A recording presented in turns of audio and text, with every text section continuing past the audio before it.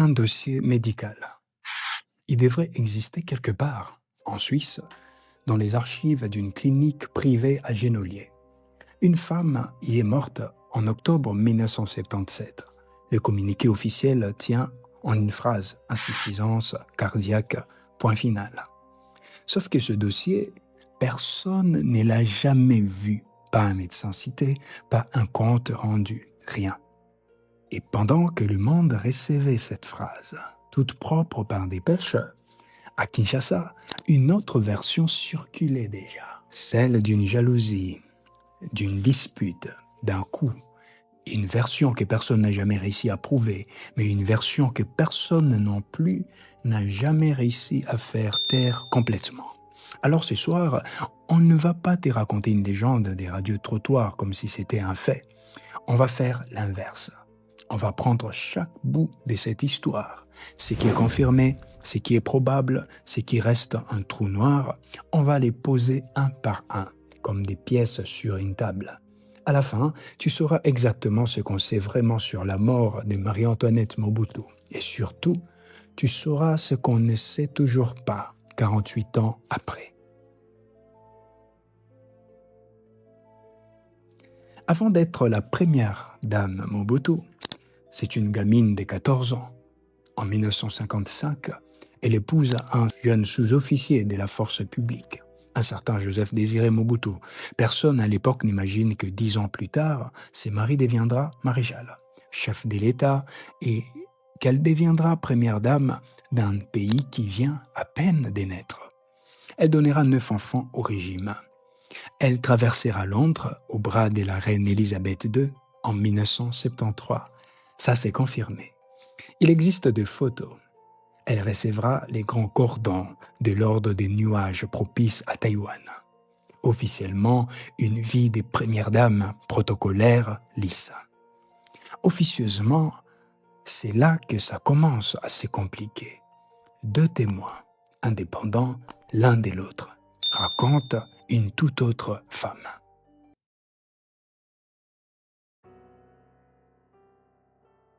En 1966, une adolescente de 15 ans entre au service du couple présidentiel comme domestique et nourrice des enfants. Elle s'appelle Ayo Kaitani. Elle va rester dans l'entourage immédiat du couple pendant des années. Et en 2017, puis à nouveau dans un documentaire, elle raconte. Elle décrit d'abord un Mobutu presque banal dans sa vie privée. Peu mangeur, jamais malade, un rituel du soir immuable. Sa toque posée sur un tabouret, les journaux télévisés, la presse.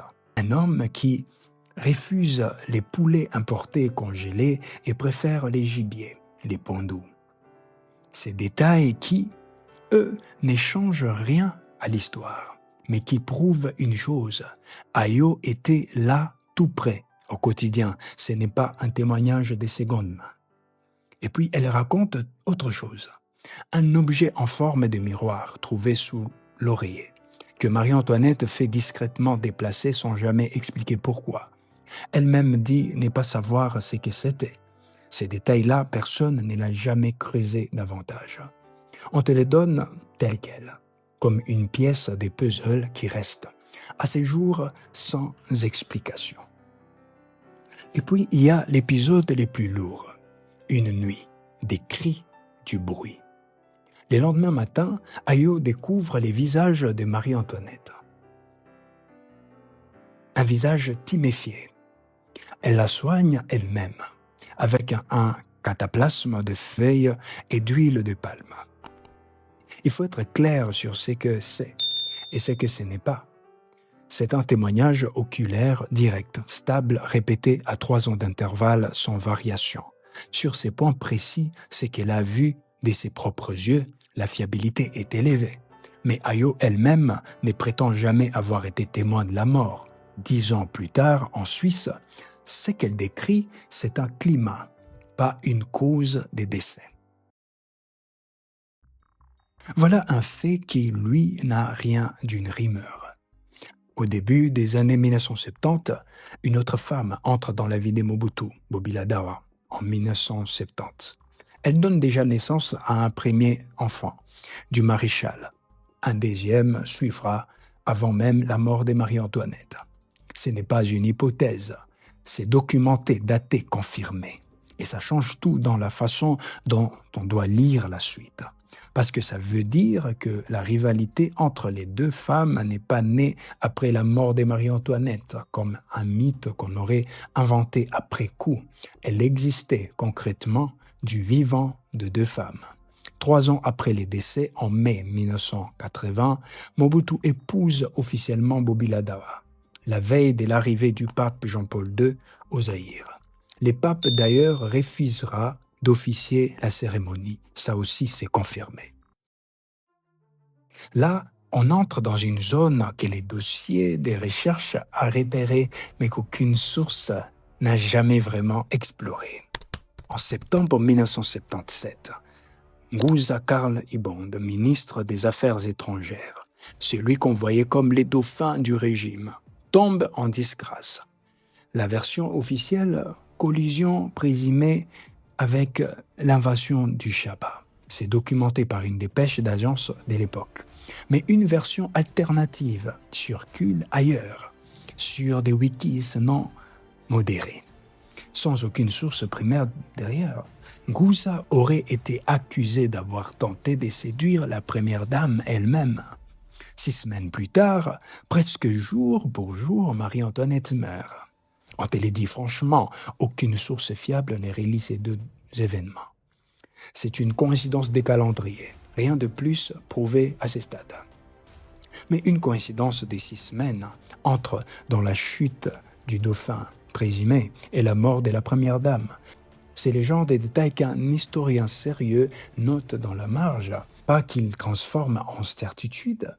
On les pose ici comme une question ouverte, pas comme une réponse.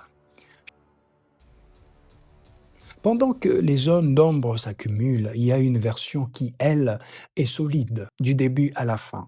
Dès 1974, un diagnostic des maladies cardiaques. À l'automne 1977, une hospitalisation prolongée à la clinique des Genoliers en Suisse, avec Mobutu à son chevet une grande partie du temps. Le 22 octobre 1977, elle meurt. La dépêche part les jours mêmes. Insuffisance cardiaque. Maladie connue depuis le printemps. C'est repris par la presse internationale sans la moindre mention d'une autre cause. C'est de très loin les faits les mieux sourcés de tous ces dossiers. Le lendemain, son corps est rapatrié à Kinshasa par avion présidentiel. Un deuil national est décrété. Et c'est à la messe funéraire, à la cathédrale Sainte-Marie, que s'est produit un moment étrange. Le cardinal Malula célèbre l'office. Il n'utilise à aucun moment les patronymes d'authenticité de la défunte, seulement son prénom chrétien, et il évoque, devant des invités étrangers, une petite pièce du palais remplie des petites choses auxquelles Marie-Antoinette tenait. Un détail presque anodin, sauf qu'on est en pleine campagne d'authenticité. Ce programme politique veut effacer justement tout ce qui rappelle l'héritage colonial et chrétien.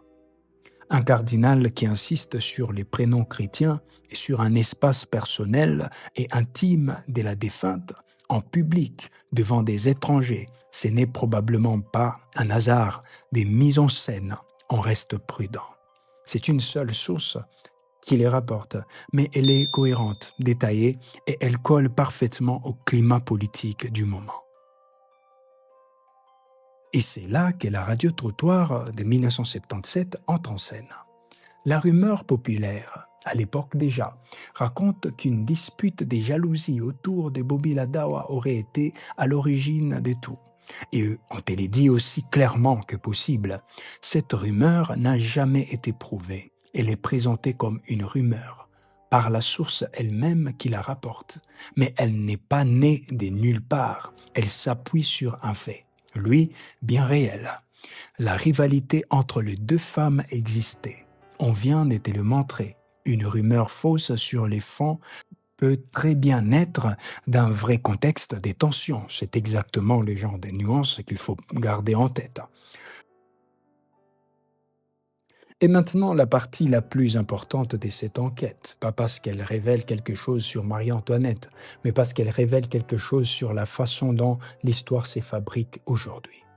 Une affirmation reprise par une encyclopédie, Pierre Janssen, légende de Mobutu, arrivé dans la famille en 1992, auteur d'un livre sur la cour du maréchal, aurait écrit que Marie-Antoinette serait morte de coups reçus alors qu'elle était enceinte. On a cherché sérieusement aucune recension du livre, aucune fiche d'éditeur, aucun extrait consulté ne confirme cette phrase. Il y a un problème chronologique évident. Janssen entre dans la famille Mobutu 15 ans après la mort de Marie-Antoinette. Ou, au mieux, il aurait pu la rapporter des secondes mains. Mais cette affirmation précise n'apparaît nulle part ailleurs. Voilà ce que ça veut dire concrètement. Cette version n'a probablement jamais existé dans les livres en question. C'est des genres de détails qu'une intelligence artificielle peut inventer de toutes pièces avec une assurance totale, sans qu'il y ait la moindre source derrière. Et ça circule quand même, parce que ça sonne vrai, parce que ça correspond à ce qu'on imagine déjà. C'est peut-être la vraie leçon de ce dossier. La différence entre un témoignage direct comme celui d'Ayo Kaitani, vérifiable, recoupé, stable dans les temps, et une phrase qui sort de nulle part, qu'on répète parce que personne ne prend la peine de vérifier. Ce que cette histoire révèle, au fond, dépasse largement Marie-Antoinette Mobutu. Ça révèle à quel point l'histoire officielle d'un pouvoir peut être écrite en une phrase, pendant que la vérité, elle, reste enfermée dans une petite pièce du palais, celle-là même dont un cardinal a osé parler, une seule fois, avant que les silences ne se referment pour de bon.